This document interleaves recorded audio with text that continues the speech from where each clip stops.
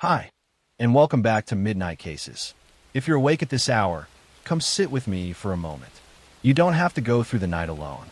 Tonight we begin Volume 74, a gentle walkthrough of another true crime story, steady enough to calm your mind, but detailed enough to keep you company.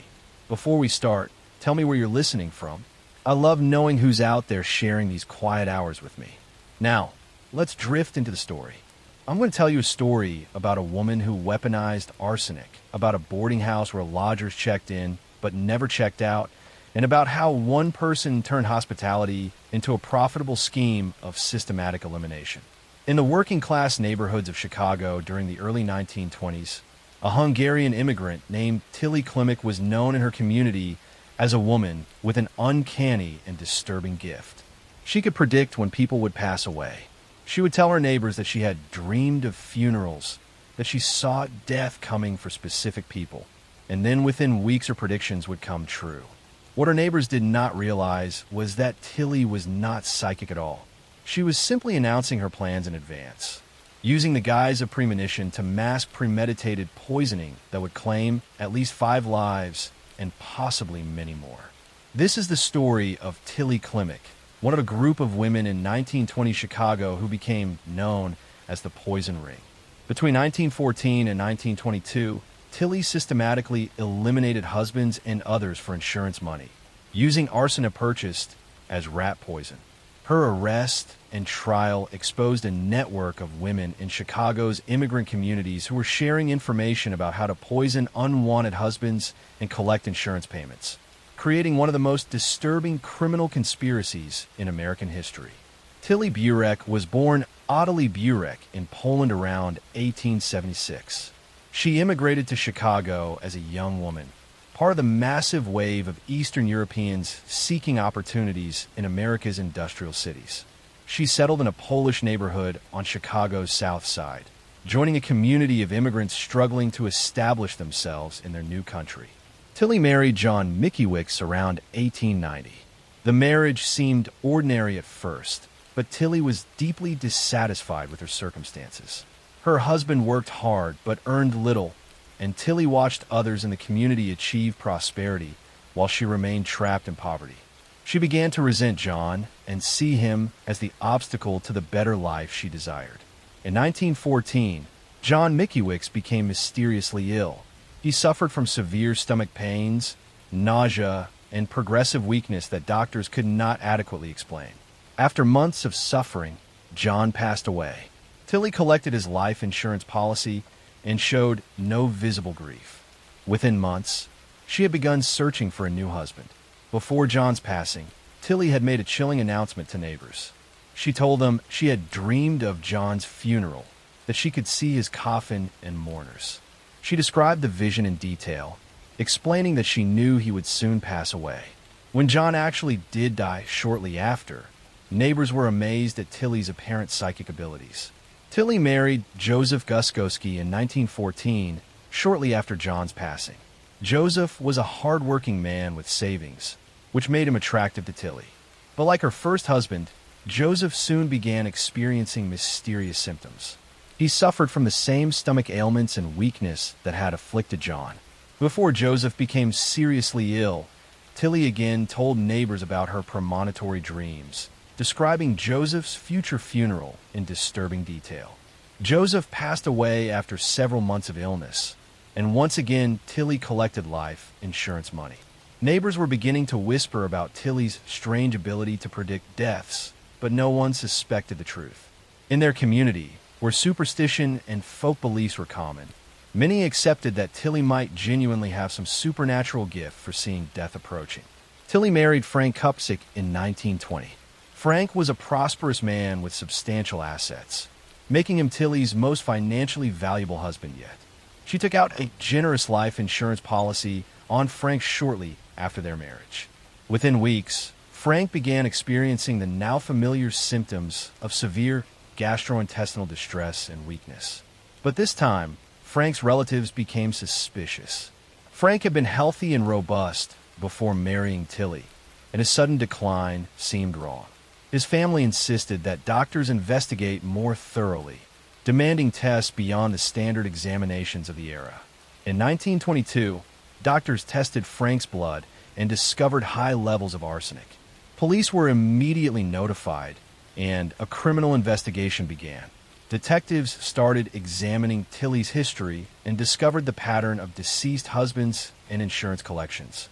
They exhumed the bodies of John Mickiewicz and Joseph Guskowski and found both contained lethal amounts of arsenic. Further investigation revealed something even more disturbing. Tilly was part of a network of women in Chicago's immigrant neighborhoods who were sharing information about poisoning unwanted husbands. These women, many of them from Polish, Hungarian, and Italian communities, would discuss how to purchase arsenic under the guise of pest control, how to administer it to avoid immediate suspicion, and how to file insurance claims after their husbands passed away. The poison ring, as it became known, included several other women who were subsequently arrested and tried. The network had operated for years, with women protecting each other by providing alibis and supporting each other's claims that their husbands had died from natural illnesses. Tilly Klimek was arrested in 1922 and charged with the passing of Frank Kupczyk. Her trial revealed the full extent of her crimes and the existence of the poison ring. Prosecutors presented the toxicology evidence showing fatal arsenic levels in multiple bodies. They demonstrated Tilly's pattern of marrying men, insuring them, and then poisoning them for profit. What made Tilly's case particularly memorable was her habit of predicting the deaths. Prosecutors argued this showed clear premeditation and planning. She was not acting impulsively, but was carefully orchestrating each elimination and even announcing it in advance, using the cover of supposed psychic dreams to mask her criminal intent. The defense attempted to argue that the arsenic could have come from environmental sources or that the deaths were coincidental. But the evidence was overwhelming. The pattern was too clear, the arsenic levels too high, and the financial motives too obvious. On November 27, 1922, Tilly Klimek was convicted of taking Frank Kupczyk's life.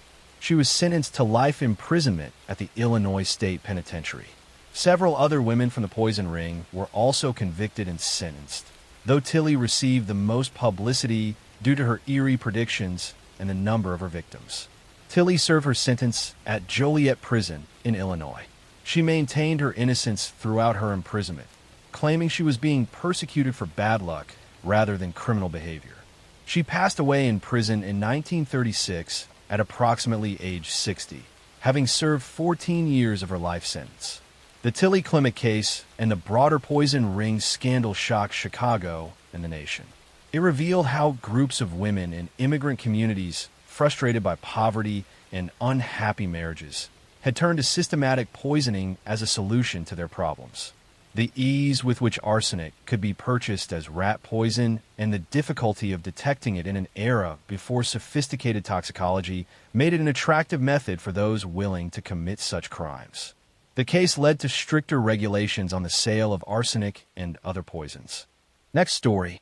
I'm going to tell you a story about a woman who became a legend of crime, about an outlaw who robbed banks and eluded police, and about how one person's rebellion against society made her both a folk hero and a dangerous criminal.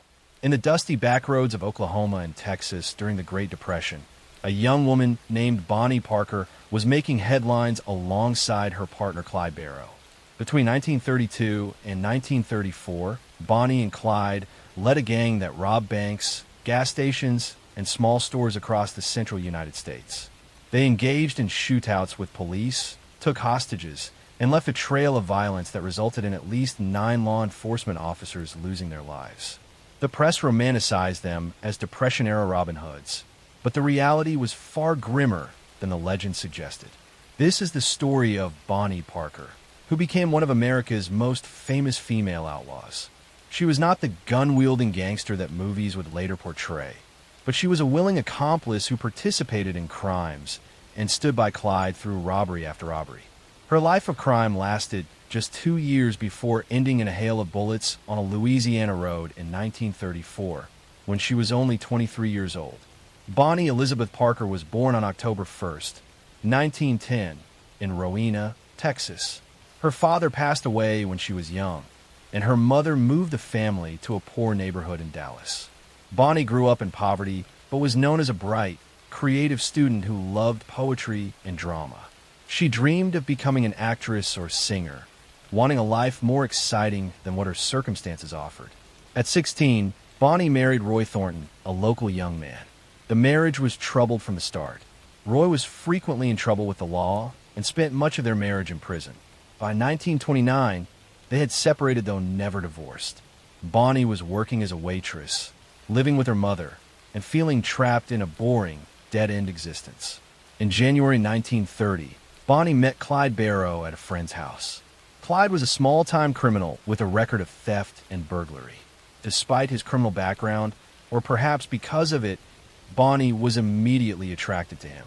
He represented the excitement and danger she craved, an escape from her mundane life. Their romance began just as Clyde was arrested for burglary. While he was in prison, Bonnie remained devoted, visiting him and even smuggling a weapon into the facility to help him escape. Though Clyde was quickly recaptured and sent to a harsher prison, Bonnie's willingness to break the law for him demonstrated how completely he had captured her loyalty. When Clyde was released on parole in 1932, he and Bonnie immediately began their crime spree. They formed a gang with various accomplices and started robbing small businesses and gas stations across Texas, Oklahoma, New Mexico, and Missouri. These were not sophisticated heists of large banks, but desperate robberies of small establishments that netted minimal money. The gang was constantly on the run, sleeping in stolen cars, moving from town to town, never staying anywhere long. They robbed to get money for food, gas, and temporary lodging. It was a chaotic, exhausting lifestyle with no real goal beyond survival and avoiding capture. What made Bonnie and Clyde different from other criminals was the publicity. Bonnie wrote poetry about their exploits, including a famous poem called The Story of Bonnie and Clyde.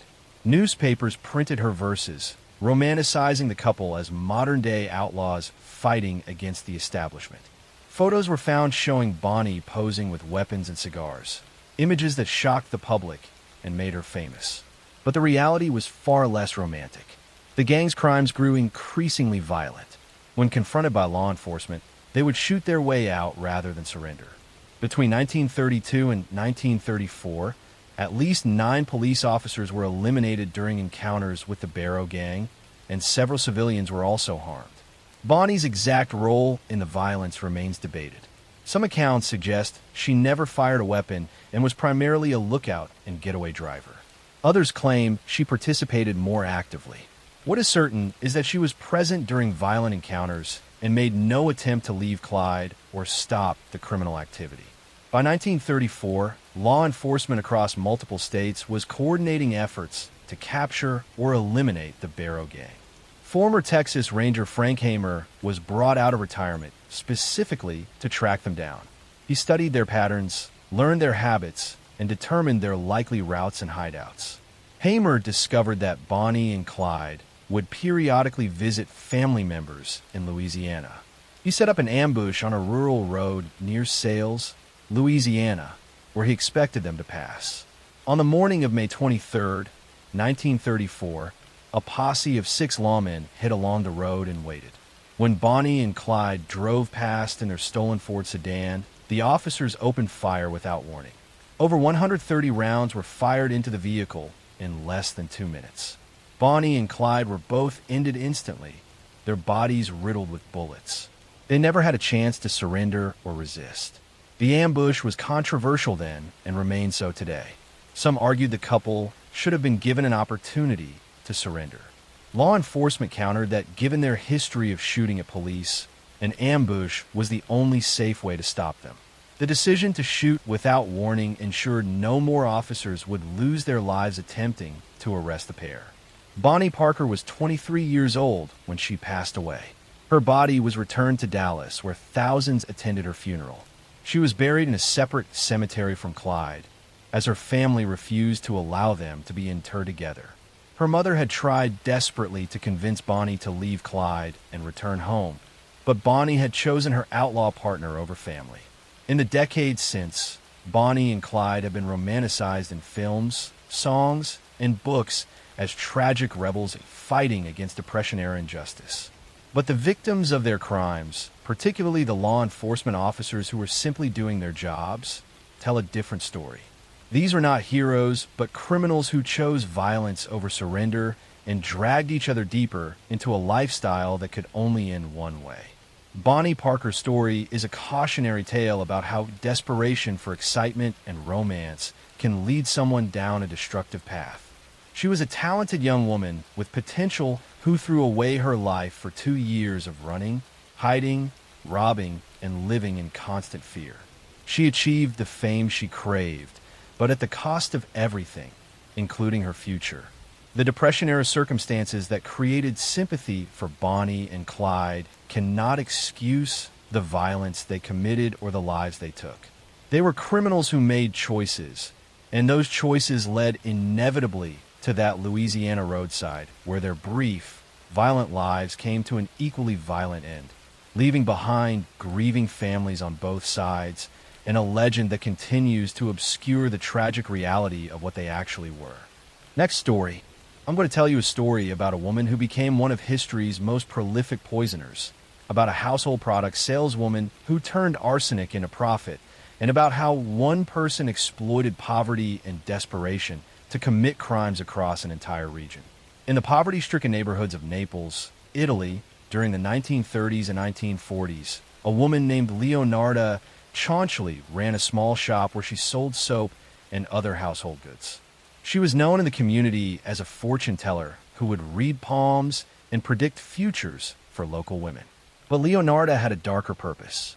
Between 1939 and 1940, she ended the lives of 3 women, turning their bodies into soap and tea cakes, which she then sold to unsuspecting customers or served to visitors in her home.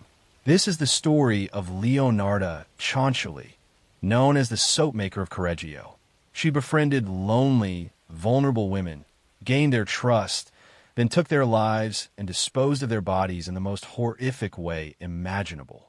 She claimed she was making sacrifices to protect her son who had been conscripted into the Italian army during World War II, believing that by taking these lives, she could ensure his safe return. Her arrest in 1940 revealed crimes that shocked Italy and exposed a woman whose superstitions and desperation had transformed her into something monstrous. Leonarda Cianciulli was born on April 18, 1894, in Montella, Italy.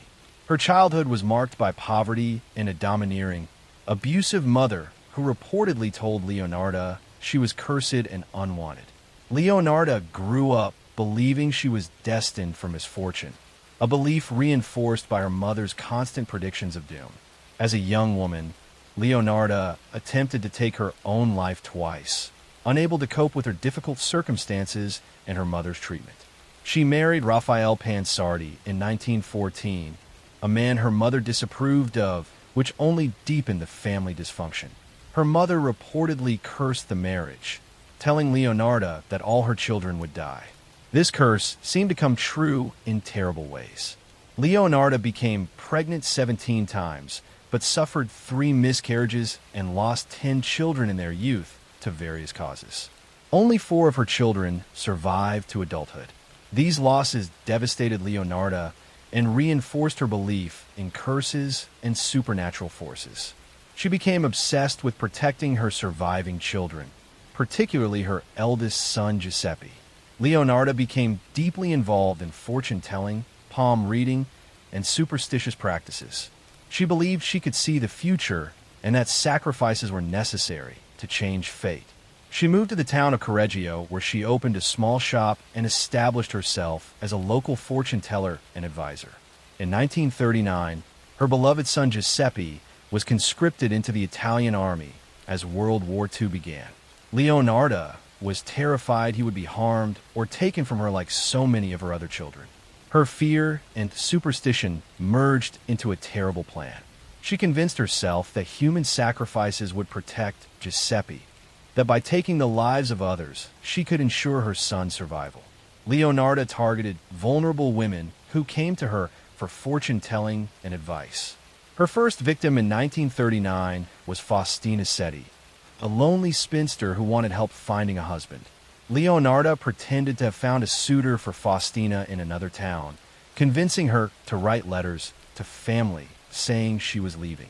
On the day of Faustina's supposed departure, Leonarda struck her with an axe, then dismembered the body. What Leonarda did next was particularly horrific. She cut the body into pieces and put the remains in a large pot with caustic soda, boiling it down. She claimed the mixture could be made into soap, which she then gave to neighbors and customers. She also reportedly made the blood into tea cakes that she served to visitors. Her second victim in 1940 was Francesca Soavi, another woman who had come to Leonarda for help and advice. Leonarda used the same method, convincing Francesca to write letters saying she was leaving town, then attacking and disposing of her in the same gruesome manner. The third victim was Virginia Casiopo, a former opera singer who had fallen on hard times. Leonarda promised to help Virginia restart her career in Florence. Like the others, Virginia wrote letters announcing her departure, then was attacked and disposed of by Leonarda. Virginia's disappearance raised suspicions because her family was more persistent in searching for her than the previous victims' families had been. They reported that the last place Virginia had visited was Leonarda's shop. Police began investigating, and when they questioned Leonarda, her story about Virginia leaving town had inconsistencies. Under pressure from investigators, Leonarda confessed in full. She described her crimes in shocking detail, explaining her belief that the sacrifices would protect her son. She showed no remorse, insisting she had done what was necessary to keep Giuseppe safe. Her trial began in 1946 and shocked Italy. The testimony about turning victims into soap and food was particularly disturbing. Leonarda was found guilty and sentenced to 30 years in prison and 3 years in a criminal asylum. The judge determined she was sane enough to stand trial, but that her superstitious beliefs had warped her judgment. Leonarda chauncily served her sentence in a criminal asylum and then prison. She reportedly showed no genuine remorse, maintaining that her actions had been necessary to protect her son, who did survive the war and return home safely. Leonarda passed away in the prison in 1970 at age 76. Her case became one of Italy's most notorious crimes, remembered not just for the number of victims, but for the horrific disposal method. It revealed how superstition, fear, and desperation could transform someone into a killer who rationalized terrible acts as protective magic. The victims were lonely, vulnerable women who had trusted Leonarda and sought her help for their problems. They had believed she was a friend and advisor who would help them find better lives. Instead, they became victims of a woman whose fear for her son had overwhelmed any moral restraint.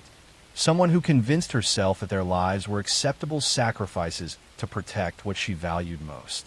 Leonarda chauncily stands as an example of how poverty, superstition, and trauma can warp human psychology, and how someone can commit terrible crimes while genuinely believing they are justified.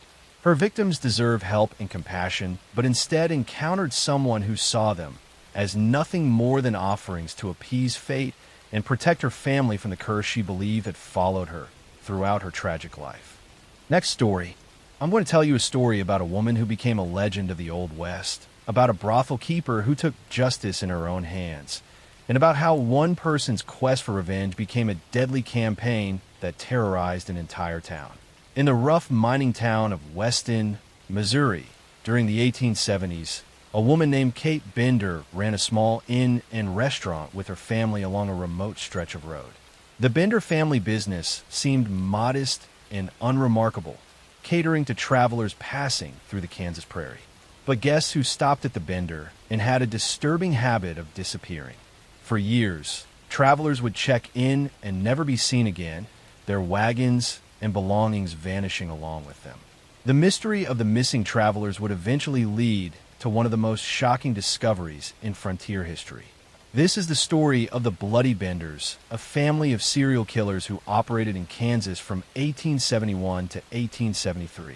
Kate Bender, along with her parents and brother, ran an inn where they would rob and end the lives of guests, burying the bodies in their garden and orchard. They targeted travelers who appeared to have money, seating them at a specific spot during meals, then striking them from behind through a canvas curtain. Over 2 years, they ended at least 11 lives before disappearing when authorities began investigating. Despite massive searches, the Benders were never caught, and their fate remains one of the great mysteries of the American frontier. Kate Bender was born around 1850, though details of her early life are scarce and contradictory. She arrived in Kansas in 1870 with people she claimed were her parents, John and Elvira Bender, and her brother John Jr. They purchased land along the Osage Trail in Labette County, Kansas, a remote area where travelers passed through regularly. The family built a small house that functioned as both their home and an inn. The structure was divided by a canvas curtain, with the front serving as a restaurant and general store where travelers could get meals and supplies. The back area was supposedly sleeping quarters. Kate was the public face of the operation, greeting travelers and serving meals. She was described as attractive and charismatic, with an ability to make guests feel welcome. Kate also claimed to have psychic abilities and healing powers.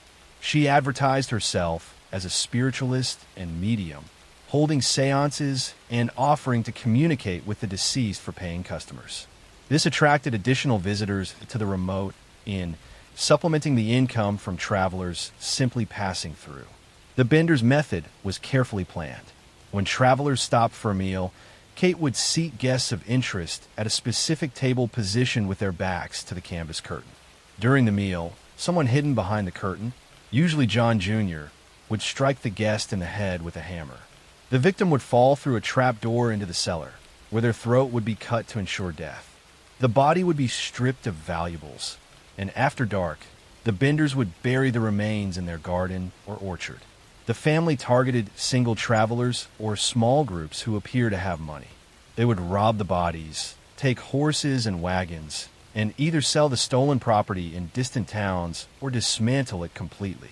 The remote location meant days or weeks might pass before anyone noticed a traveler had not arrived at their destination. Between 1871 and 1873, at least 11 people disappeared after visiting the Bender Inn, though the true number may have been higher. Families searching for missing relatives would sometimes stop at the inn to ask if anyone had seen their loved ones, never suspecting they were speaking to the people responsible for the disappearances. In March 1873, Dr. William York, a well-connected man from Independence, Kansas, disappeared while traveling through the area. His brother, Colonel A.M. York, was a powerful figure with resources to conduct a thorough investigation. He organized search parties and interviewed people along the route his brother had traveled. Multiple people mentioned seeing Dr. York stop at the Bender Inn. Colonel York visited the Benders to ask about his brother. Kate was charming and helpful, claiming Dr. York had stopped briefly but then continued his journey. Colonel York left but remained suspicious. He organized a meeting of area residents to discuss the disappearances, and the Benders attended this meeting, with Kate participating actively and seeming cooperative. But shortly after this meeting, the Benders disappeared. Neighbors noticed the inn was abandoned, with animals unfed and belongings left behind. Authorities investigating the property discovered the trapdoor and the horror beneath. The cellar floor was soaked with dry blood. Digging in the garden, an orchard revealed bodies buried in shallow graves. Dr. York's body was found, along with at least 10 others. Victims included men, women, and even a small child who had apparently been buried alive with her father. The brutality shocked the nation, and the Bender family instantly became infamous. A massive manhunt ensued. Rewards were offered, and vigilante groups searched for the family. Several groups claimed to have found and ended the lives of the Benders, though none of these claims were ever verified. Reported sightings came from across the country for years, but the Benders were never definitively located. Theories about their fate proliferated. Some believed they were caught and killed by vigilantes who never reported it. Others thought they escaped to Mexico or back to Europe. Some theorized they changed identities and lived out their lives elsewhere. The mystery of what happened to the Bloody Benders remains unsolved over 150 years later. The Bender case became legendary in American frontier history. It represented the dangers of travel in remote areas during the settlement of the West. when law enforcement was sparse and travelers were vulnerable. The case also revealed how a family could operate as a criminal enterprise, with each member playing a specific role in luring, killing, and disposing of victims. Kate Bender particularly captured public imagination. She was intelligent, attractive, and had used her charisma to lure victims to their doom. She represented a type of female criminal that fascinated and horrified Victorian America, someone who violated all expectations of feminine behavior by participating in brutal violence. The Bender property became a tourist attraction, with people visiting to see where the horrors had occurred. The house was eventually torn apart by souvenir hunters who wanted pieces of the infamous murder inn.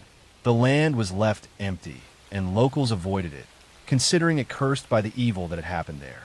The Bloody Benders ended at least 11 lives for profit during their 2 years of operation, and possibly many more whose bodies were never found or identified. They exploited the vulnerability of travelers in a remote area, using hospitality as a mask for violence and greed.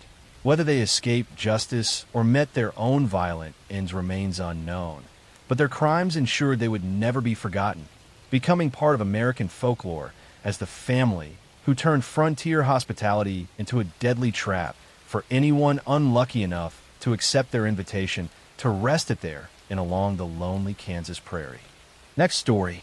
I'm going to tell you a story about a woman who traded lives for luxury, about a con artist who turned marriage into a deadly business, and about how charm and deception became weapons in the hands of someone who saw people as nothing more than bank accounts. In the early 1900s, a woman named Belle Sorensen Gunnes was placing advertisements in Norwegian-language newspapers across the Midwest. The ads described her as a wealthy widow with a prosperous farm in LaPorte, Indiana, seeking a good man to share her life and fortunes. Men responded from across the country, many of them lonely Norwegian immigrants who had saved money and dreamed of finding companionship and security. They would arrive at Belle's farm with their life savings, expecting courtship and possibly marriage. But these men were never seen again, and Belle's wealth continued to grow with each new suitor who disappeared. This is the story of Belle Gunnes, one of America's most prolific female criminals. Between 1884 and 1908, she is believed to have ended the lives of over 40 people, including 2 husbands, several of her own children, and numerous suitors who came to her farm. She would poison, strike, or harm her victims, then bury their dismembered bodies around her property. Her crimes were discovered when her farmhouse burned down in 1908, and investigators found human remains buried throughout the grounds. Whether Belle herself perished in that fire or escaped with her fortune remains one of America's enduring mysteries. Belle Paulsdatter was born on November 11th, 1859, in Selbu, Norway. She grew up in a poor farming family and immigrated to America in 1881, part of the wave of Norwegians seeking better opportunities.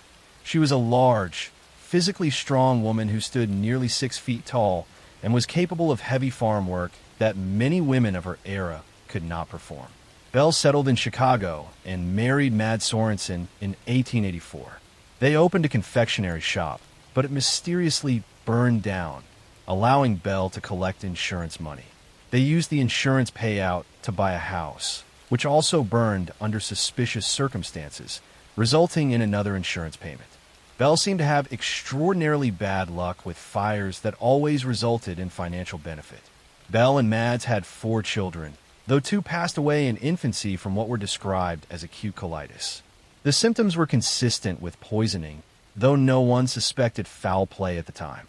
In 1900, on a day when 2 different life insurance policies on Mads overlapped, he passed away suddenly.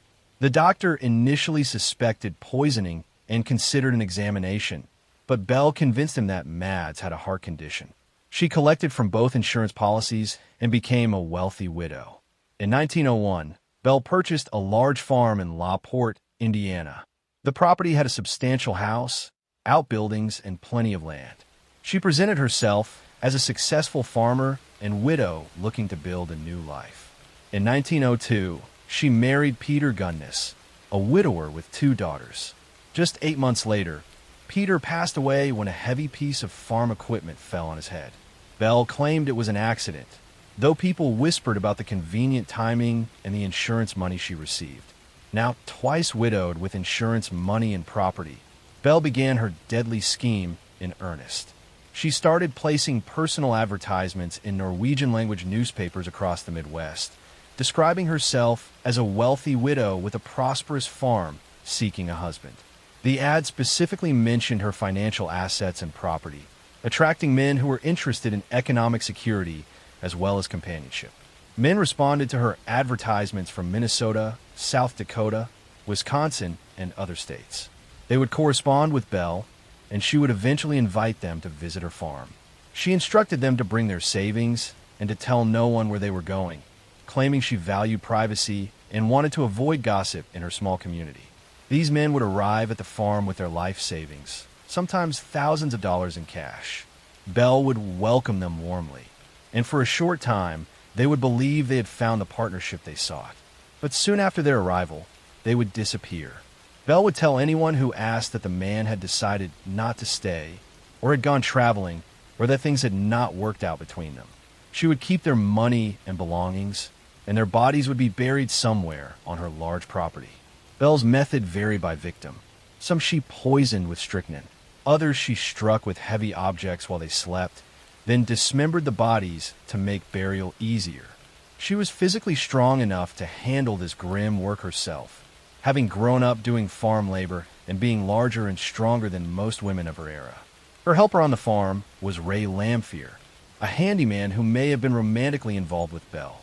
Ray helped with farm work and possibly knew about her crimes, though he later claimed ignorance.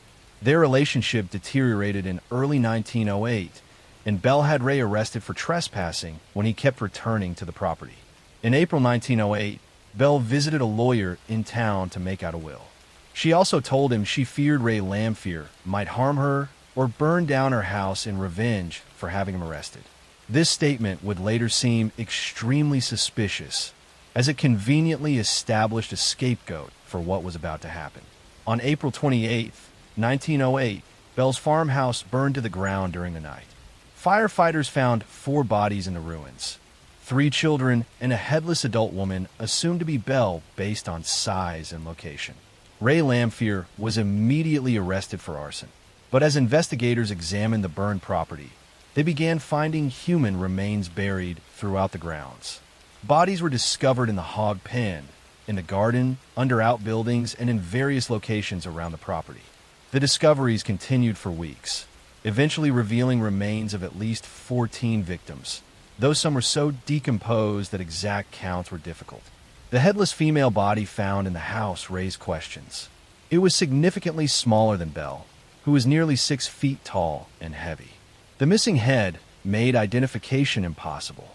Some investigators believed Bell had staged her own passing by placing another woman's body in the house and setting the fire, allowing her to escape with the substantial money she had accumulated. Ray Lamphere was convicted of arson but acquitted of causing deaths, as prosecutors could not prove he knew anyone was inside. He was sentenced to prison where he passed away in 1909. Before his passing, he allegedly told a fellow inmate that he had helped Bell fake her passing and that she had escaped with money. Reported sightings of Bell Gunness came from various locations for years afterward, but none were ever confirmed. Whether she perished in the fire or escaped remains one of history's unsolved mysteries. What is certain is that Bell Gunness ended numerous lives for financial gain over more than 2 decades. She lured vulnerable immigrant men with promises of love and partnership, exploited their dreams of security and companionship, then took their savings and their lives. Her farm became a graveyard for people who had simply wanted to find happiness and instead found a predator who saw them as nothing more than sources of money. Next story. I'm going to tell you a story about a woman who turned grief into greed, about insurance policies that became deadly investments, and about how one person discovered that being a widow could be very profitable. In the coal mining regions of Alabama during the early 1900s, Nanny Doss seemed like an unlucky woman plagued by tragedy. Her husbands kept passing away under mysterious circumstances, one after another across several decades. Her children experienced sudden illnesses, Her mother and sister also met untimely ends while in Nanny's care. The woman moved through life, leaving a trail of deceased family members behind her, always collecting insurance money, always moving on to new relationships. She presented herself as a cheerful woman who had endured terrible losses, her smile never fading despite the misfortunes that seemed to follow her everywhere. This is the story of Nanny Doss, known as the Giggling Granny. Between 1927 and 1954, she ended the lives of 11 people, including 4 husbands, 2 children, her mother, her sister, a grandson, and a nephew. She used rat poison containing arsenic, administering it in food and drinks over time to make the poisonings appear as natural illnesses. Her crimes went undetected for nearly 3 decades until a suspicious doctor finally ordered an examination that revealed the truth. Her arrest exposed one of the longest undetected serial cases in American history. Nancy Hazel was born on November 4th, 1905, in Blue Mountain, Alabama. Her childhood was marked by poverty and control. Her father was a domineering farmer who forced his children to work long hours and forbade them from attending social activities or having friends.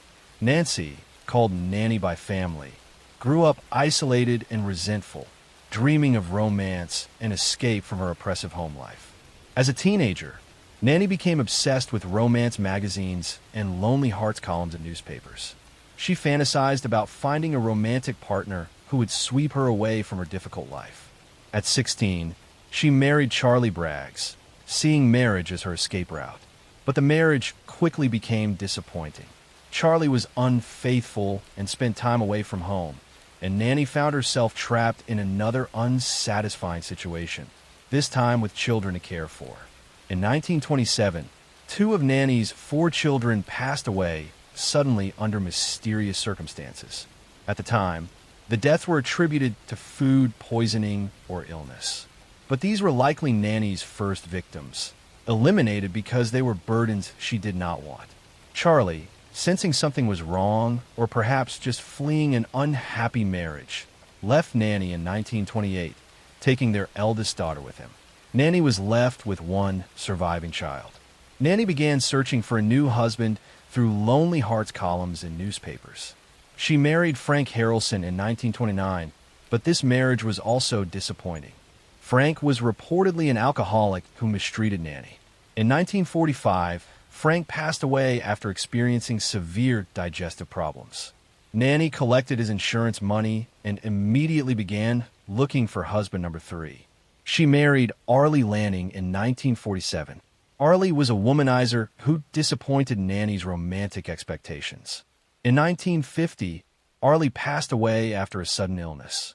Shortly after, Nanny's house burned down under mysterious circumstances, allowing her to collect fire insurance. That same year, her son passed away from what appeared to be food poisoning. Nanny married Richard Morton in 1952. Richard also failed to meet her romantic ideals. He passed away in 1953 after just months of marriage. Nanny collected his insurance and moved on again. In 1953, Nanny married Samuel Doss after corresponding through a Lonely Hearts column.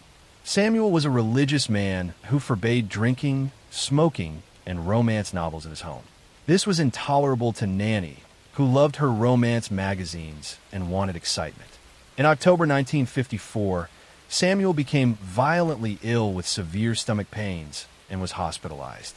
He seemed to recover briefly and returned home. But Samuel's symptoms returned, and he passed away on October 5th, 1954. His doctor had been puzzled by the sudden relapse and the severity of symptoms. Rather than signing a routine death certificate, the physician ordered an examination. The results revealed massive amounts of arsenic in Samuel's body. Police began investigating and quickly discovered the pattern of deceased husbands and family members in Nanny's past. They exhumed bodies of previous husbands and found arsenic in multiple cases. The evidence was overwhelming and spanned decades. When confronted by police, Nanny confessed with disturbing cheerfulness. She giggled and smiled as she described her crimes, showing no remorse or understanding of the severity of what she had done. She explained that her husbands had disappointed her romantic expectations, that they were not the partners she had dreamed about in her romance magazines. She had eliminated them and moved on a search for the perfect mate. She also admitted to ending the lives of her mother, her sister, her grandson, and others, though her explanations were vague. In some cases, it appeared she killed for insurance money. In others, she seemed motivated by convenience or simple annoyance at having to care for them. Nanny Doss was tried in Oklahoma for the passing of Samuel Doss. She pleaded guilty and was sentenced to life imprisonment. She was not tried for her other crimes, as one life sentence was considered sufficient. Throughout her trial and imprisonment, Nanny maintained her cheerful demeanor, smiling and giggling when discussing her crimes. She seemed to view her actions as reasonable solutions to disappointing circumstances. Nanny spent the rest of her life in the Oklahoma State Penitentiary. She gave occasional interviews where she continued to show no genuine remorse, explaining matter-of-factly that her husbands had not been romantic enough or had disappointed her expectations. She passed away in prison on June 2nd, 1965, from leukemia. She was 59 years old. The Nanny Doss case revealed how someone could commit crimes over decades without detection when victims were spread across different states and deaths appeared to be from natural causes. Arsenic poisoning produces symptoms similar to many common illnesses, and in an era before routine toxicology testing, poisoners could operate with relative impunity. Her case also demonstrated the dangers of someone who values fantasy over reality. Nanny was so consumed by romantic ideals from magazines that she could not accept normal human relationships with their flaws and complications. When reality disappointed her, she simply eliminated the disappointing person and searched for someone new, treating human lives as disposable obstacles to her fantasy of perfect romance. The 11 people who lost their lives to Nanny Doss were guilty only of being related to her or married to her and failing to live up to impossible romantic standards created by fiction magazines. They trusted her to prepare their food and care for them, never suspecting that the smiling woman was slowly poisoning them while planning her next relationship and collecting insurance money to fund her search for storybook romance that existed only in her imagination. Next story. I'm going to tell you a story about a woman who wielded an axe, about a household that harbored dark secrets, and about one of America's most famous unsolved cases that has captivated the public for over a century. In the small industrial city of Fall River, Massachusetts, on a sweltering August morning in 1892, a crime occurred that would shock the nation and remain unsolved to this day. Andrew Borden, a wealthy businessman, and his wife Abby were found deceased in their home, struck repeatedly with a sharp instrument, likely an axe. The only people known to be in the house at the time were the family's maid and Andrew's 32-year-old daughter Lizzie. Within days, Lizzie Borden was arrested and charged with ending her father and stepmother's lives, sparking a sensational trial that gripped America. This is the story of Lizzie Borden, the Massachusetts woman who became synonymous with one of history's most notorious cases. Despite being acquitted at trial, public opinion remained divided about her guilt. The case raised questions about family dysfunction, inheritance disputes, and whether a respectable woman from a prominent family could commit such brutal violence. The rhyme that emerged from the case, about Lizzie taking an axe and giving her parents wax, ensured the story would live on in American folklore forever. Lizzie Andrew Borden was born on July 19, 1860, in Fall River, Massachusetts, to Andrew and Sarah Borden. Her mother, Sarah, passed away when Lizzie was young, and her father remarried a woman named Abby Gray. Lizzie and her older sister, Emma, never accepted Abby as their mother, creating tension that would simmer in the household for years. Andrew Borden was a successful businessman who had accumulated significant wealth through banking, real estate, and textile manufacturing. Despite his prosperity, he was notoriously frugal, keeping the family in a modest home without modern conveniences like indoor plumbing when he could easily afford better. This stinginess was a source of resentment for his daughters, who felt they should be living in accordance with their father's actual wealth and social standing. The Borden household was marked by dysfunction and poor communication. Lizzie and Emma, both unmarried women in their 30s, lived with their father and stepmother but rarely spoke to Abby. Meals were often eaten in silence, and family members would go days without meaningful conversation. Arguments about property and inheritance created further division, particularly when Andrew gave property to Abby's family members, making Lizzie and Emma feel their inheritances were being diminished. On the morning of August 4th, 1892, the household followed its usual uncomfortable routine. Emma was out of town visiting friends. The maid, Bridget Sullivan, was feeling ill but still performing her duties. Andrew left for his morning business rounds, while Abby attended to household tasks. Lizzie claimed to be doing various activities around the house and barn. Around 11 a.m., Lizzie called out to Bridget that something terrible had happened to her father. Bridget found Andrew's body on the sofa in the sitting room, his face and head struck repeatedly with a sharp instrument. Police were summoned, and during the investigation, Abby's body was discovered upstairs in a guest bedroom, also struck multiple times. Medical examination suggested Abby had been attacked approximately 90 minutes before Andrew. Police focused immediately on Lizzie as a suspect. She was in the house when both incidents occurred. Her account of her activities and whereabouts contained inconsistencies. She showed little emotion when discussing her father's demise. She had been seen burning a dress shortly after the incident, which she claimed was stained and ruined, but which investigators suspected might have contained evidence. Additionally, investigators learned that Lizzie had attempted to purchase prussic acid, a poison, at a local pharmacy the day before the incidents, though the pharmacist had refused to sell it to her without a prescription. There were also reports of family arguments about property and money in the days leading up to the tragedy. Lizzie was arrested on August 11th, 1892, and charged with 3 counts, taking the lives of her father, stepmother, and both in combination. Her arrest shocked Fall River society. She was a respectable woman from a prominent family, active in her church and various charitable organizations. The idea that such a woman could commit brutal acts of violence seemed almost impossible to many people. Her trial began on June 5th, 1893, in New Bedford, Massachusetts. It became a national sensation, with newspapers across the country covering every detail.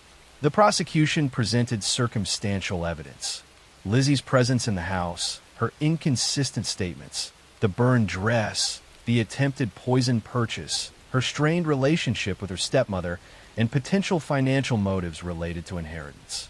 The defense argued that there was no physical evidence directly connecting Lizzie to the crimes. No bloody clothing was found.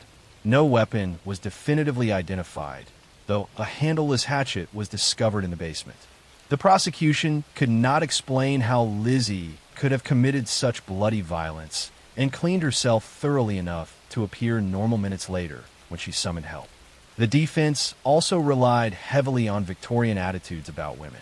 They argued that a respectable, religious woman like Lizzie was inherently incapable of such brutality. They painted her as a devoted daughter who could not possibly have harmed her father. The all-male jury found these arguments compelling. On June 20th, 1893, after deliberating for just over an hour, the jury returned a verdict of not guilty on all charges. Lizzie was freed, though public opinion remained divided. Many believed she had literally gotten away with double homicide, while others maintained her innocence. After her acquittal, Lizzie and Emma used their inheritance to purchase a large house in a fashionable neighborhood of Fall River. Lizzie changed her name to Lisbeth and attempted to live the more sophisticated lifestyle she had always wanted. However, she remained a social outcast, with many in Fall River society refusing to associate with her. She lived in relative isolation until her passing in 1927 at age 66. Emma had stopped speaking to Lizzie years earlier and moved out after a falling out, the details of which were never made public.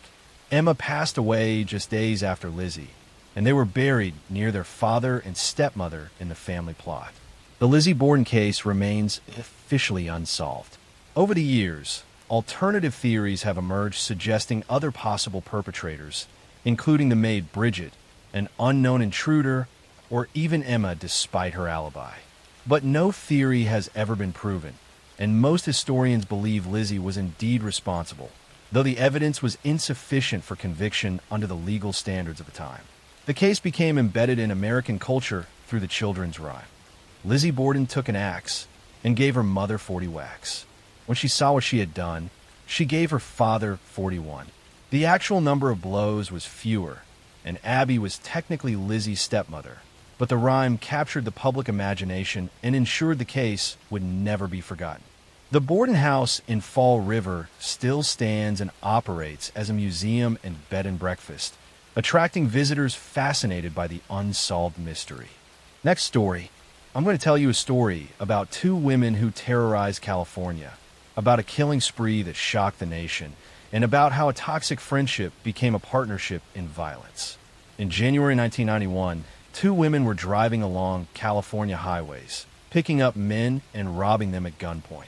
Aileen Wuornos and her companion Tyria Moore were living in cheap motels, surviving through theft and whatever money they could get.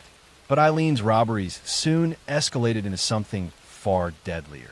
Between November 1989 and November 1990, she ended the lives of 7 men along Florida highways, shooting them and stealing their vehicles and belongings. This is the story of Aileen Wuornos, one of America's few female serial killers. She targeted men who picked her up while she was working the highways, shooting them and claiming self-defense against assault. Her case became one of the most controversial in criminal history, raising questions about victimhood, survival, and whether her violent childhood and circumstances made her a product of society's failures or simply a cold-blooded killer. Aileen Carol Pittman was born on February 29, 1956, in Rochester, Michigan. Her childhood was marked by abandonment and horrific abuse that shaped her into someone filled with rage. Her father was in prison when she was born and later took his own life. Her mother abandoned Aileen and her brother when they were young, leaving them to be raised by their grandparents. But Eileen's grandparents' home was not a refuge. Her grandfather was reportedly violent and abusive. Aileen claimed she was subjected to terrible mistreatment throughout her childhood, creating deep psychological damage. By age 14, she was pregnant after being assaulted, and the baby was given up for adoption. She was thrown out of her grandparents' home while still a teenager. Aileen survived on the streets, engaging in activities to get money for food and shelter. She drifted through Michigan and eventually made her way to Florida, living a transient lifestyle in cheap motels and surviving however she could. She was arrested numerous times for theft, assault, and other offenses, accumulating a lengthy criminal record. In 1986, Aileen met Tyria Moore at a bar in Daytona Beach. They began a romantic relationship and moved in together, though their life remained chaotic and financially unstable. Aileen continued working highways to support them both, while Tyria worked occasional jobs. Their relationship became the most stable thing in Eileen's difficult life. On November 30th, 1989, Aileen shot and ended the life of Richard Mallory, a 51-year-old electronics store owner. She claimed he had assaulted her, and she shot him in self-defense, though evidence suggested the situation was more complex. She stole his car and belongings, pawning items for cash. Over the next year, 6 more men would lose their lives in similar circumstances. David Spears, Charles Carskadden, Peter Seams, Troy Burress, Charles Humphreys, and Walter Antonio all picked up Aileen on Florida highways. All were shot, and their vehicles and belongings were stolen. The victims varied in age and background, but all were men traveling alone who had stopped to pick up someone they thought needed help or companionship. Law enforcement began connecting the cases when abandoned vehicles were found and bodies were discovered in wooded areas along highways. Witnesses reported seeing 2 women in some of the victims' vehicles, providing descriptions that would eventually lead to Aileen and Tyria. Police tracked the women through pawn shop records where stolen items had been sold. Aileen had used her real name when pawning a victim's belongings, providing investigators with a clear lead. In January 1991, police located Aileen and Tyria at a motel in Daytona Beach. Tyria agreed to cooperate with investigators. She made recorded phone calls to Aileen, during which Eileen made incriminating statements, essentially confessing to the incidents while trying to convince Tyria not to worry. These recordings became crucial evidence in the case against her. Eileen was arrested and charged with 7 counts. During interrogation, she confessed to all 7 cases, claiming each was self-defense against men who had assaulted her or threatened her. She maintained that she had only defended herself against violent attackers. Her trial began in 1992. The prosecution argued these were premeditated acts committed during robberies, not self-defense. They presented evidence that victims had been shot multiple times, had their belongings stolen, and that Eileen had shown a clear pattern of targeting vulnerable men. The defense attempted to present Eileen's traumatic childhood and difficult life circumstances as context for her actions. They argued she suffered from mental illness and post-traumatic stress that affected her judgment. But the evidence of planning and the pattern of repeated incidents made self-defense claims difficult to support. Eileen was convicted of first-degree charges in the death of Richard Mallory in 1992 and sentenced to end her life by execution. She was subsequently convicted in 5 other cases and received additional execution sentences. While on death row, Eileen gave numerous interviews that revealed an increasingly unstable mental state. She alternated between claiming self-defense and saying she had killed in cold blood. She expressed anger at society, at men, and at the circumstances of her life. She became a controversial figure, with some viewing her as a victim of abuse who fought back against abusers, while others saw her as a calculating killer who used claims of abuse to justify robbery and violence. Eileen Wuornos was executed by lethal injection on October 9, 2002, at Florida State Prison. She was 46 years old.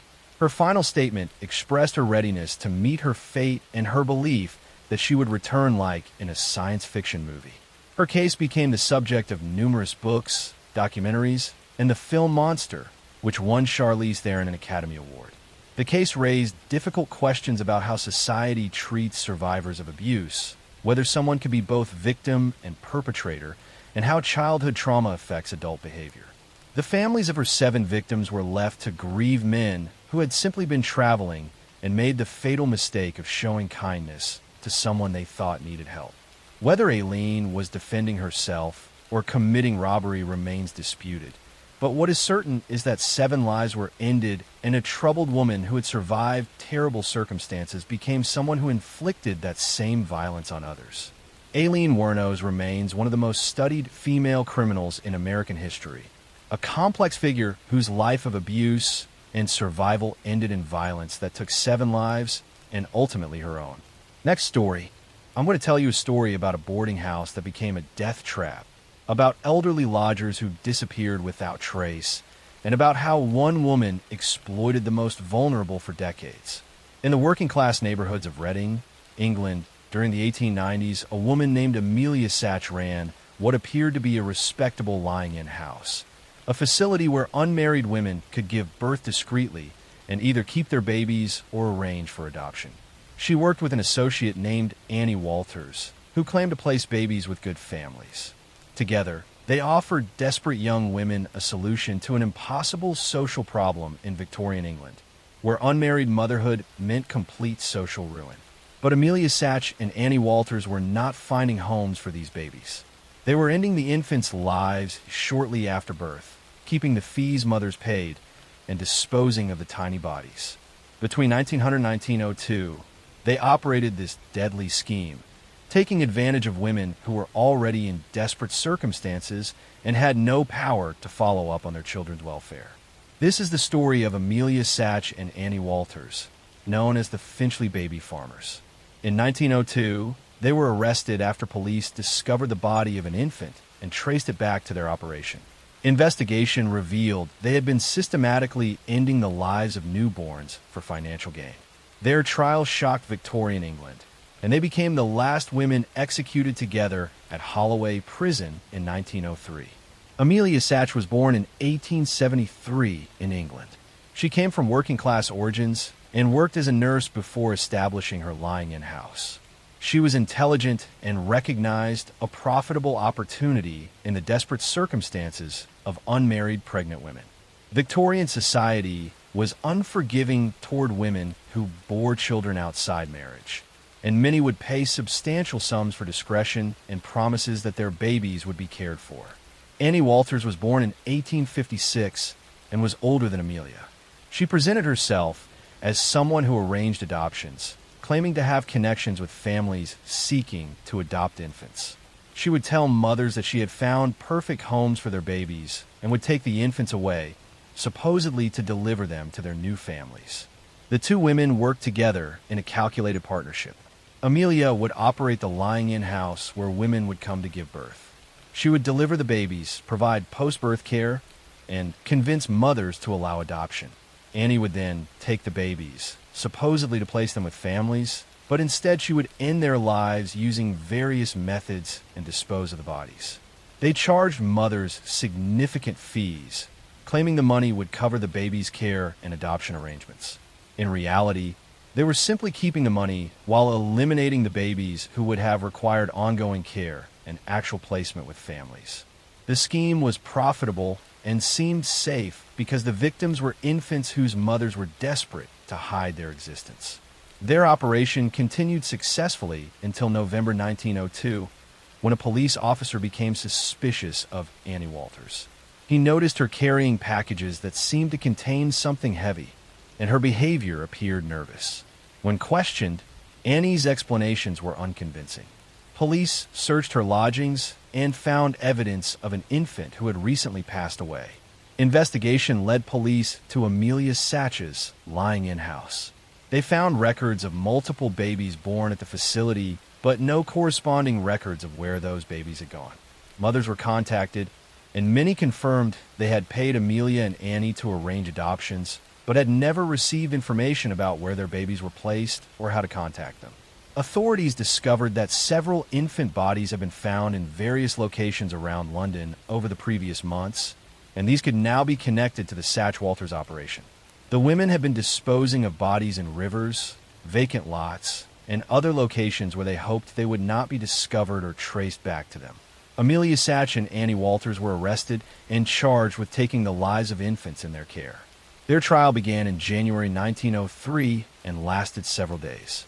The prosecution presented evidence of babies born at Amelia's facility who had disappeared, mothers who had paid for adoption arrangements that were never completed, and infant bodies that could be traced to the defendants.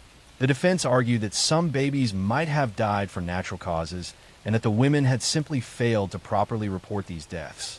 But the evidence showed a clear pattern of babies being taken from mothers, fees being collected, and infants systematically disappearing without any legitimate adoption records or evidence they had been placed with families. The jury convicted both women of deliberately ending infants' lives for financial gain. On January 23, 1903, they were sentenced to execution by hanging. The sentence was carried out on February 3, 1903, at Holloway Prison in London. Amelia Satch was 49 years old and Annie Walters was 47. They became the last two women to be executed together in England. Their case highlighted the vulnerability of unmarried mothers in Victorian society and the existence of baby farming operations that exploited desperate women.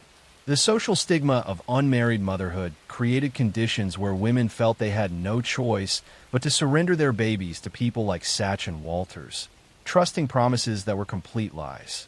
The case led to reforms in adoption regulations and oversight of facilities caring for infants. It sparked public discussion about the need for better support systems for unmarried mothers and stricter monitoring of adoption arrangements. These changes came too late for the victims of Satch and Walters, but helped protect future children. The mothers who had given their babies to Amelia and Annie lived with devastating knowledge that they had unknowingly paid for their own children's deaths. Many had been young women facing impossible choices in a society that offered them no support or compassion. They had believed their babies would have better lives with adoptive families, never suspecting the truth. Amelia Satch and Annie Walters represent a dark chapter in Victorian England's history. when vulnerable infants became commodities and desperate mothers became victims of predators who exploited their circumstances for profit. Their execution marked the end of their particular operation, but baby farming continued in various forms until stricter regulations finally made such crimes more difficult to commit and conceal. Next story. I'm going to tell you a story about a woman who craved sympathy more than anything, about a hospital where tragedy struck repeatedly, and about how the desperate need for attention can transform a caregiver into something deadly. In the pediatric ward of the San Antonio Hospital during the early 1980s, a young nurse named Janine Jones seemed extraordinarily dedicated to her young patients. She would volunteer for extra shifts, stay late to comfort sick children, and showed what appeared to be genuine devotion to her work. But colleagues began noticing a disturbing pattern. Children under Janine's care experienced sudden medical emergencies at alarming rates. Babies would stop breathing, hearts would stop beating, and 4 lines would mysteriously fail. Janine would spring into action, attempting resuscitation with dramatic urgency, sometimes succeeding and sometimes failing. The pediatric intensive care unit was experiencing a crisis, and no one could understand why so many children were suddenly deteriorating under mysterious circumstances. This is the story of Janine Jones, a pediatric nurse who between 1977 and 1982 is believed to have harmed dozens of infants and children in her care, with estimates of deaths ranging from 15 to over 60. She would inject children with dangerous medications that cause cardiac arrest and respiratory failure, then attempt dramatic rescues that sometimes saved them and sometimes did not. She craved the attention and praise that came from being involved in medical emergencies, and she became addicted to the adrenaline and recognition that accompanied each crisis. Her arrest in 1984 exposed a pattern of harm that had gone undetected for years as hospitals failed to recognize that their most dedicated nurse was actually their most dangerous employee. Janine Jones was born on July 13, 1950, in San Antonio, Texas. She was adopted as an infant by a couple who struggled to provide emotional stability. Her childhood was marked by difficulties connecting with others and a desperate need for attention and validation. She performed adequately in school, but showed signs of dramatic behavior, often exaggerating situations to make herself the center of attention. As a young woman, Janine decided to become a nurse, entering a vocational nursing program. She was technically competent and passed her training, beginning work at Behar County Hospital in San Antonio in 1977. She was assigned to the pediatric intensive care unit, where she would work with the sickest children in the hospital. From the beginning, Janine showed concerning behaviors. She was overly dramatic during emergencies, sometimes seeming more focused on her own role than on the patient's welfare. She would insert herself into situations even when other nurses were handling them competently. She seemed to thrive on chaos and crisis, becoming energized when children experienced medical emergencies. Colleagues began noticing that medical emergencies happened with unusual frequency during Janine's shifts. Children who had been stable would suddenly crash, their hearts stopping or breathing ceasing without clear medical explanation. The pediatric unit began referring to shifts when Janine worked as particularly stressful because they knew multiple emergencies would likely occur. Between 1977 and 1982, the pediatric intensive care unit at Behar County Hospital experienced a dramatic increase in unexpected infant deaths and medical emergencies. Hospital staff became increasingly concerned, and some nurses directly expressed suspicions about Janine. But hospital administrators were slow to investigate thoroughly, perhaps reluctant to believe that a nurse could be deliberately harming patients. In 1982, mounting concerns finally led the hospital to quietly ask Janine to resign. Rather than investigating criminally or reporting her to licensing authorities, the hospital simply let her go with neutral references. This decision allowed Janine to immediately find employment at a pediatric clinic in Kerrville, Texas, where she continued her pattern of creating medical emergencies. At the Kerrville clinic, Janine's behavior continued. Children who came in for routine visits would experience sudden seizures or cardiac arrest while under her care. In September 1982, 15-month-old Chelsea McClellan was brought to the clinic for a routine immunization. While in Janine's care, Chelsea stopped breathing and went into cardiac arrest. Despite resuscitation attempts, Chelsea passed away. Her death was initially attributed to natural causes, but her parents were suspicious about the circumstances. Shortly after, another child named Rolando Santos experienced a sudden seizure and cardiac arrest while at the clinic. He survived, but the emergency seemed to have no clear medical explanation. The clinic's physician, Dr. Kathleen Holland, became deeply suspicious and began investigating. She discovered missing medications from her clinic, including suspenseful, a powerful muscle relaxant that could cause respiratory paralysis. Dr. Holland contacted authorities and a criminal investigation began. Investigators examined the pattern of emergencies at both the hospital and the clinic, finding that they clustered overwhelmingly during Janine's shifts. They discovered that medications were missing from supplies Janine had access to. Witnesses reported seeing Janine near patients just before unexplained medical crises began.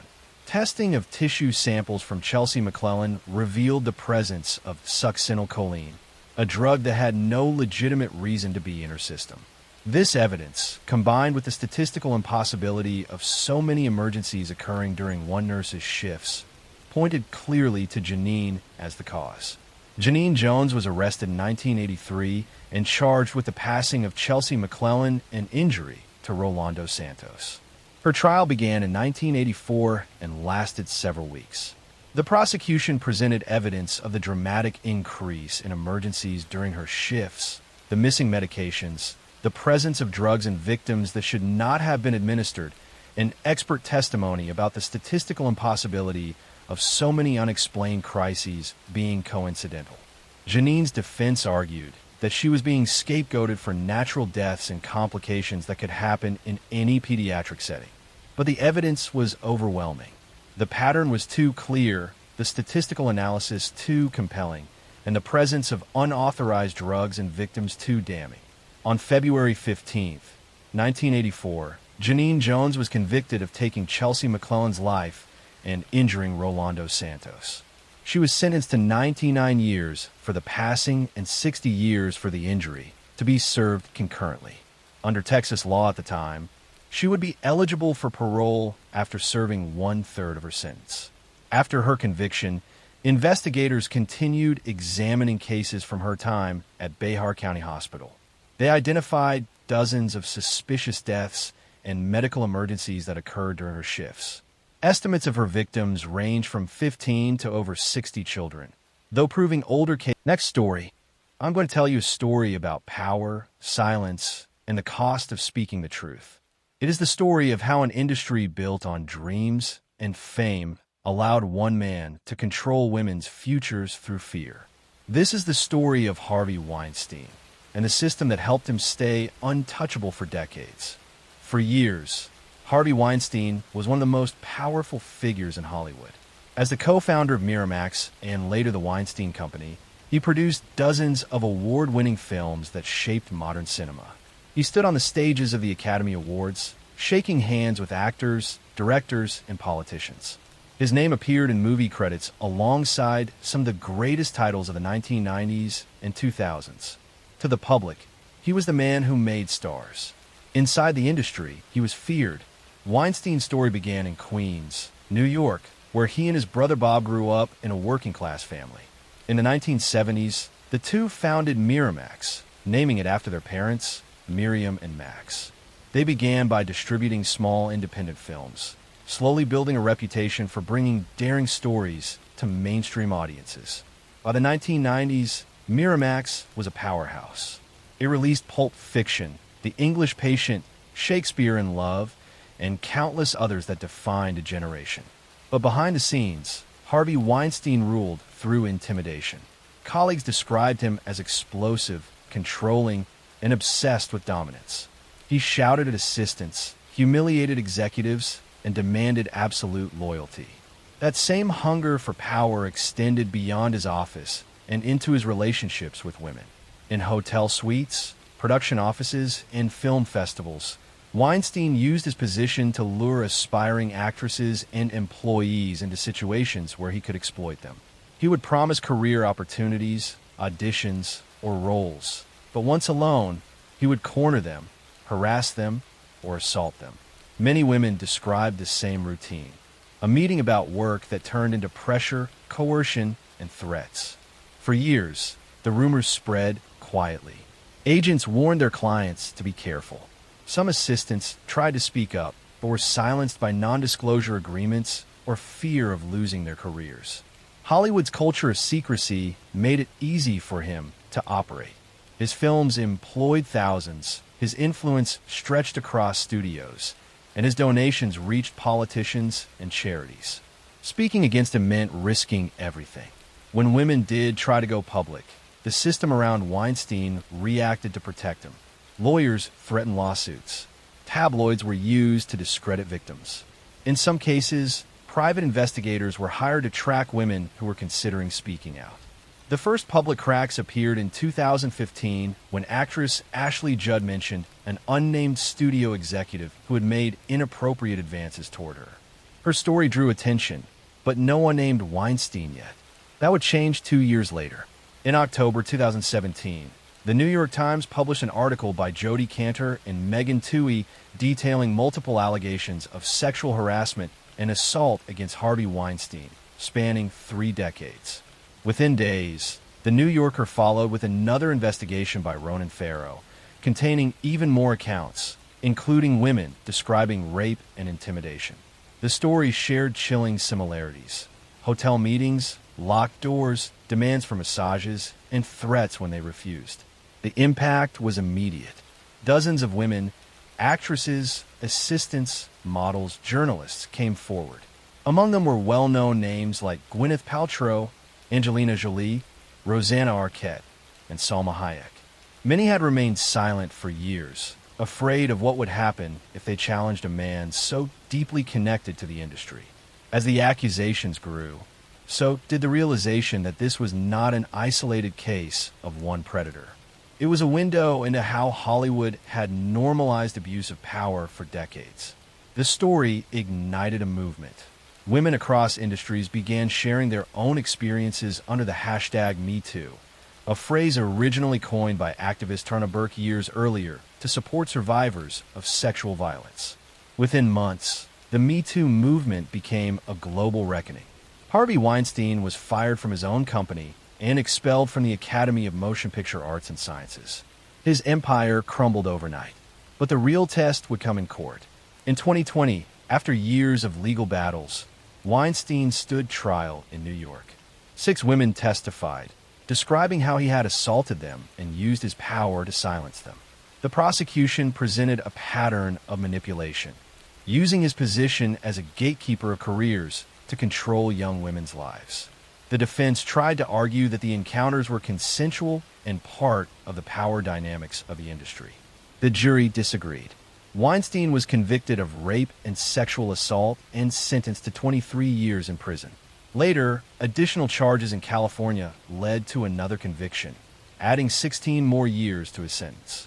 Once one of the most powerful men in entertainment, he would spend the rest of his life behind bars. The consequences went far beyond Weinstein himself. His downfall opened a floodgate. Executives, directors, journalists, and politicians across the world faced new scrutiny. Victims who had stayed silent for years finally spoke out. Entire organizations reevaluated their policies on harassment and consent. For many women, the movement represented the first time their voices were believed. Yet for others, it was a painful reminder of how long the system had ignored them. Some of Weinstein's victims had tried to report him in the 1990s, but were dismissed or paid off through settlements that buried their stories. The legal structures that protected powerful men for so long, non-disclosure agreements, private arbitration, and corporate complicity, began to crumble only after the media exposure. The film industry has tried to move forward, but the scars remain. Many survivors of Weinstein's abuse continue to deal with trauma, therapy, and careers that never recovered. Some left the industry entirely. The #MeToo movement, though transformative, also faced backlash. Critics claimed it created fear and overcorrection. But its impact was undeniable. It changed how the world talks about consent, accountability, and power. Weinstein's case showed how abuse can hide in plain sight when wealth and influence are involved. He surrounded himself with enablers, lawyers, publicists, and executives who benefited from his success and looked away from his crimes. In the end, his downfall was not only a personal collapse, but an indictment of an entire culture that prioritized money and fame over humanity. When he entered the courtroom in handcuffs, limping and pale, the image symbolized the end of an era, the moment when power no longer guaranteed protection. For decades, Hollywood had rewarded silence. Now, silence had finally broken. Harvey Weinstein will likely die in prison. His name, once attached to golden statues and glamorous parties, now stands as a warning, a symbol of what happens when power goes unchecked. But the women who spoke out did more than expose one man. They exposed a system built on fear and silence, and they changed the world by refusing to stay quiet. Their voices created a movement that outlived his power, proving that even in the darkest corners of fame, truth still finds a way to be heard. Next story, I am going to tell you a story about a long-haul trucker, about a roadside diner where everyone knew everyone else's business, and about how a small, almost undetectable change in a decade-long routine revealed a calculated murder hidden behind the mask of normalcy. In the late 1980s, the heart of the Midwest trucking route beat through the town of Harmony Junction, Indiana. The anchor of this town was the Midway Stop Diner, a greasy spoon that ran 24 hours and served as the unofficial headquarters for the independent haulers who worked the I-70 corridor. Among them was Jerry Vance, known simply as Red, a man whose life was defined by the rhythm of the road and his absolute punctuality. Red was reliable to a fault. He drove the same route, ordered the same breakfast, 2 eggs over easy black coffee, and arrived at the Midway stop every Thursday morning at 6:15 a.m., without fail for 12 years straight. His truck, a distinct green 18-wheeler with customized silver trim, was as recognizable as the grain silos on the horizon. Red lived alone in a small, isolated cabin 50 miles outside Harmony Junction, accessible only by a long, unpaved logging track. The cabin sat deep within a stand of oak trees, invisible from the nearest county road. His only consistent personal contact was his sister, Martha, who managed the family's small plot of farmland and whom Red called every Sunday at 7 p.m. precisely. This schedule was a fortress of habit, a fixed point in the chaotic, shifting landscape of the interstate. Red's life was a testament to order in a world of constant motion. He viewed his routine not as a limitation, but as the only defense against the unpredictable nature of the road and the cutthroat competition among the independent haulers. His contracts were consistent, his truck maintenance was perfect, and his habits were clockwork. In the autumn of 1991, the clock of Harmony Junction faltered. Red did not show up for his 6:15 a.m. Thursday breakfast. The owner of the Midway stop, Shirley, a woman who measured the passage of time in black coffee refills and diesel fumes, initially figured Red hit traffic or perhaps took a rare day off. But when Red missed the next Thursday and the Thursday after that, a quiet alarm began to spread among the regulars. Red was the one constant in their volatile, highway-defined lives. The missed routine was a tear in the fabric of their reality, a signal something fundamental had gone wrong. Red also missed his Sunday calls to Martha. Martha, accustomed to her brother's rigid schedule, felt immediate dread. She waited 2 full weeks, the silence from his end of the line growing heavier with each passing hour, unable to shake the feeling that the absence was deliberate, not accidental. She called the state police, filing a missing person report that centered not on an event, but on the profound absence of routine. Martha emphasized the mechanical certainty of Red's life. He would sooner miss a gear shift than his 7 p.m. call. She explained that Red's habits were a psychological imperative. The deviation was a guaranteed sign of duress. Deputy Dale Evans, a local man who knew the rhythm of the truckers, was assigned the case. He began his investigation not at Red's remote cabin, but at the midway stop, understanding that Red's life was the highway. Shirley confirmed Red's truck, the distinctive green unit, had been accounted for on his usual delivery routes, verified by logbook entries and toll receipts, right up until the last week of September. Then abruptly, nothing. The logbooks ceased. Red's electronic toll transponder also stopped registering activity. The initial search was hampered by the sheer vastness of the territory. Hundreds of miles of interstate offered endless places for a heavy truck or a man to disappear. Evans eventually made the long drive to Red's cabin. The cabin was secure, locked from the outside. Evans had to force entry, finding an interior that was unnervingly tranquil. Clothes hung neatly, dishes were washed and stacked, and a new copy of the trucker's atlas lay open on the small kitchen table, marked with grease pen circles around future routes. There were no signs of struggle or forced entry. It looked exactly as Red would leave it for a week on the road. A perfect maintenance of habit, which in its perfection felt entirely wrong. However, Evans noticed two significant discrepancies that hinted at a carefully constructed illusion, details that contradicted Red's compulsive nature. First, Red's small, antique brass wind-up clock on the bedside table, a gift from his mother, was stopped at 3:05 a.m. Red was obsessive about keeping his timepieces wound and accurate. The clock was simply dead, a profound stillness in a man's life defined by forward motion. Second, the small, narrow gravel driveway leading up the final stretch to the cabin door was overgrown with weeks of uncut grass. Yet the final 10 feet, right up to the cabin entrance, looked suspiciously cleared. The packed earth was visible beneath the disturbed gravel, suggesting a very large object had been parked there for a significant duration and then recently removed, disturbing the soil beneath the growing grass. The pattern perfectly matched the wheelbase of a massive truck.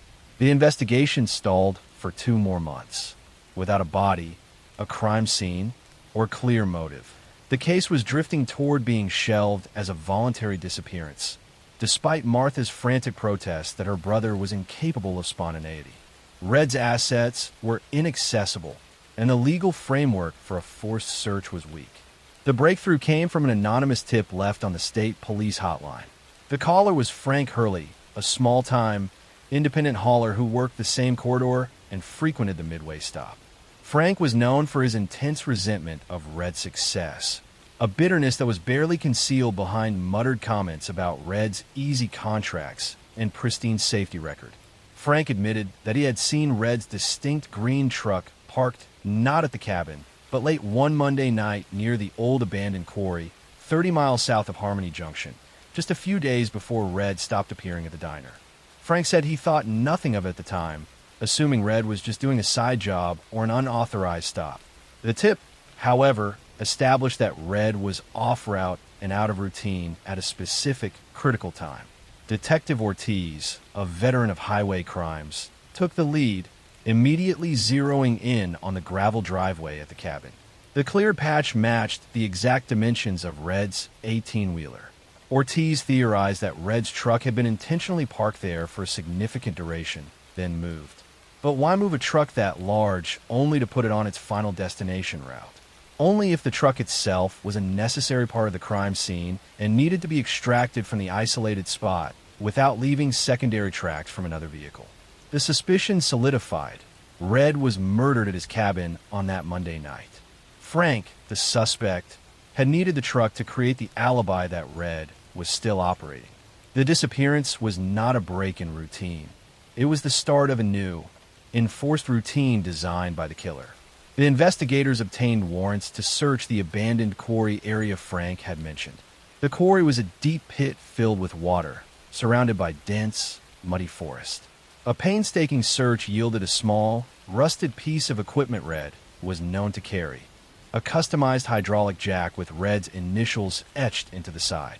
The jack was found half buried in the mud near a steep embankment, suggesting it had been hastily discarded after being used to move a significant weight.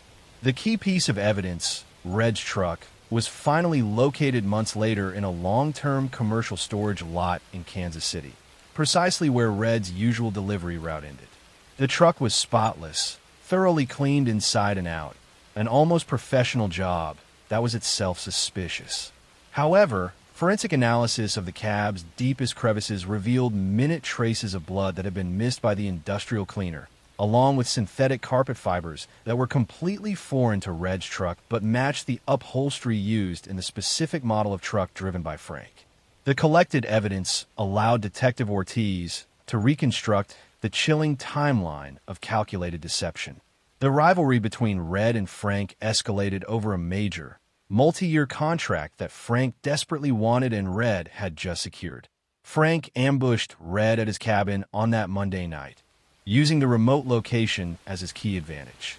Red's body was never found, but the evidence pointed to the truck's sleeper cab as the initial crime scene. Frank then drove Red's distinct green truck, the final, visible proof of Red's predictable life, back to the isolated cabin, parked it perfectly in the cleared spot in the driveway to establish the false timeline that Red was safely resting at home, and staged the interior. He had then driven Red's truck, with the body concealed, onto its usual delivery route, completing the final leg of the route to establish the truck's position, before cleaning it and abandoning it in Kansas City. Frank then immediately began running Red's highly profitable contract routes, using the ongoing absence as his ticket to financial gain. The stop clock was the final piece of psychological evidence. The time 3:05 a.m. was irrelevant to the victim's routine and was merely a theatrical flourish, an arbitrary moment of supposed early morning death. Frank, in his arrogance, had believed the solitude of the highway and the uniformity of the truckers' lives would protect him. He banked on the fact that no one would notice the small, 10-foot difference in the grass of a remote driveway, or the synthetic fiber of his own ambition left behind in the victim's domain. Frank was arrested and charged with murder. The highway provided the means, the isolation provided the opportunity, and the killer's clumsy attempt at creating a plausible timeline provided the final evidence. The case of the Midway stop and Red Vance became a dark parable among the long haulers of the Midwest, a reminder that in a world defined by routine and isolation, even the slightest deviation from the established pattern can be the first, quiet sign of a profound and terrible disruption. The road always remembers what the drivers try to forget. That's the end of Volume 74. I hope spending this time together made your night feel a little lighter. I'll leave you now with the sound of the rain, so your mind can slow down, your breathing can soften, and you can drift into the kind of rest you deserve. Good night.